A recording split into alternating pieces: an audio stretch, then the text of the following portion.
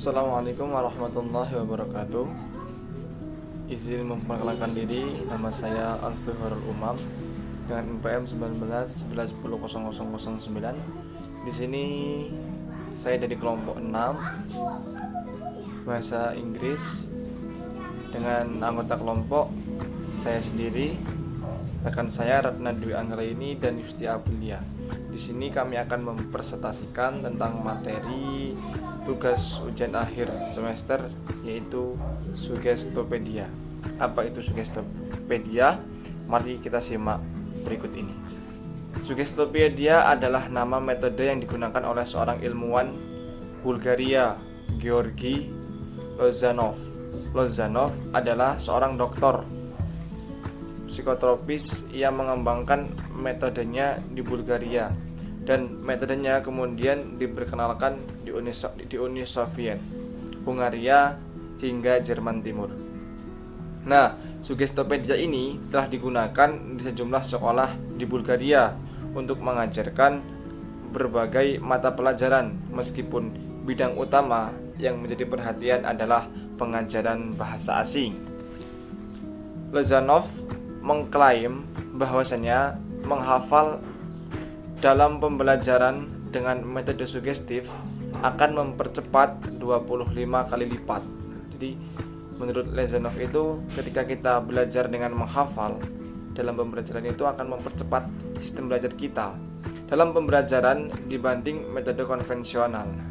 Metode ini adalah metode yang sangat tepat digunakan pada saat itu. Metodenya dapat digunakan untuk mengajar orang dewasa dan anak-anak. Nah, jadi metode yang digunakan ini dapat diajarkan kepada orang dewasa ataupun anak-anak di sekolah yang ada di sana.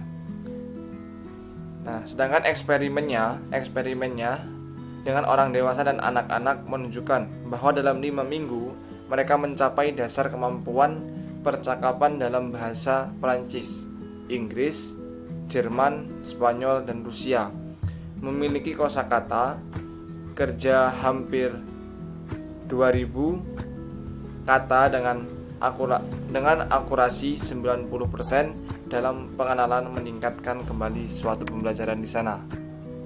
Nah, kemudian metode Lozanov ini pertama kali dapat diperhatikan atau dapat berkembang di barat pada tahun 1979. Lozanov sendiri datang ke Amerika Serikat dan melatih sejumlah kecil guru dalam mengerjakan bahasa asing melalui metodenya.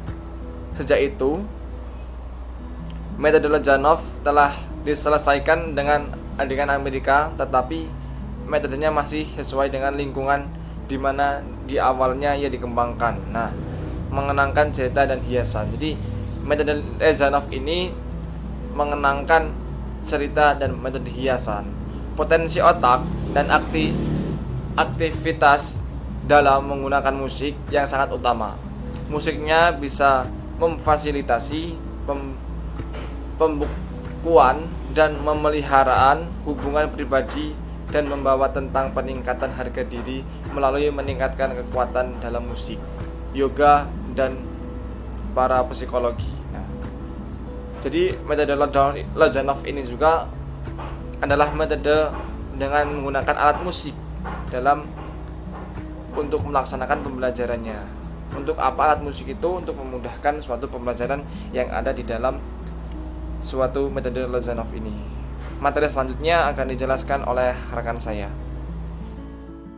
Selanjutnya yaitu prinsip-prinsip Sugestopedia. Prinsip yang pertama adalah bahwa orang-orang mampu belajar dengan kecepatan berkali-kali lipat dari biasa kita asumsikan menjadi batas kinerja manusia.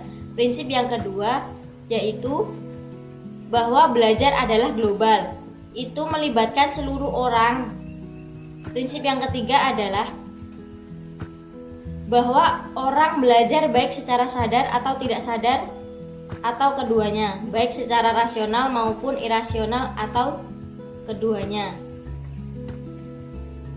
Metode Lozanov dianggap lebih mementingkan irasional dan proses tidak sadar. Konsep ketidaksadaran atau kesadaran terdiri dari berbagai bentuk tidak sadar seperti mengasosiasikan dan pengodean. Lozanov memberikan contoh proses dengan proses bacaan. Selanjutnya, untuk menciptakan lingkungan belajar yang efektif ada beberapa cara. Yang pertama yaitu lingkungan fisik yang diatur dengan hati-hati. Yang kedua, guru dilatih secara menyeluruh dalam seni komunikasi sugesti.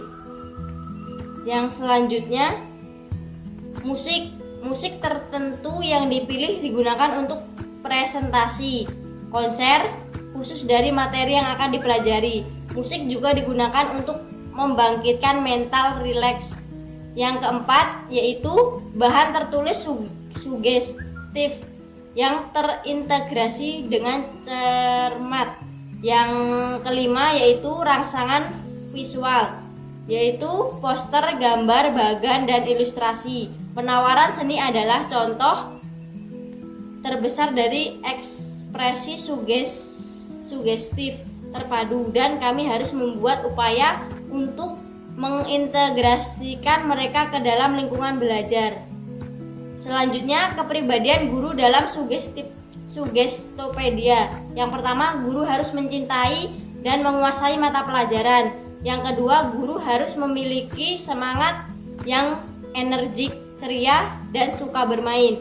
Yang ketiga, guru harus memiliki kepribadian yang terintegrasi dengan baik. Yang keempat, guru harus memiliki rasa otoritas yang berkembang dengan baik. Yang kelima, guru harus memiliki harga diri dan harga diri yang seimbang bagi orang lain. Yang keenam, guru harus memiliki perasaan yang... Assalamualaikum warahmatullahi wabarakatuh. Perkenalkan, saya Yusti Aprilia, NPM 19111000442 dari kelas A semester 4. Di sini saya akan melanjutkan materi yang sudah dijelaskan oleh rekan saya, yaitu mengenai sugestopedia. Selanjutnya, asumsi dasar tentang bahasa. Meskipun Lozanov ini tidak mengartikulasikan teori bahasa, namun pada metode sugestopedia ini menekankan pada pelafalan kosakata dan terjemahan aslinya. Nah, materi yang diajarkan ini berupa teks dan terjemahan aslinya, diikuti dengan penjelasan mengenai tata bahasa asing. Kemudian, teks yang ada di metode sugestopedia ini bisa berupa gambar, lagu, dialog, dan lainnya yang berisikan tentang bahasa tujuan. Selanjutnya ada asumsi dasar tentang pembelajaran bahasa. Nah, dalam metode sugestopedia ini tidak hanya mengenai tentang psikologis tetapi juga tentang metafisika. Yang pertama, belajar melibatkan fungsi bawah sadar dan fungsi sadar. Yang kedua, norma masyarakat seringkali mempengaruhi proses belajar. Yang ketiga, dalam pembelajaran peserta didik membutuhkan alat psikologi dan artistik. Yang keempat, menghilangkan ketegangan psikis dapat mempercepat proses belajar. Yang kelima, membutuhkan tempat yang efektif untuk belajar. Yang keenam, mengaktifkan imajinasi pelajar dapat membantu pembelajaran. Selanjutnya adalah prosedur sugestopedia. Nah, Lozanov menyarankan ada 3 prinsip. Ada yang namanya fase prasesi, fase sesi, dan fase pasca sesi. Nah, yang pertama fase prasesi itu biasanya membutuhkan waktu 15-20 menit, di mana di dalamnya itu kita memperkenalkan materi yang akan diajarkan. Selanjutnya ada fase sesi. Nah, fase sesi ini biasanya itu membutuhkan waktu 45 menit.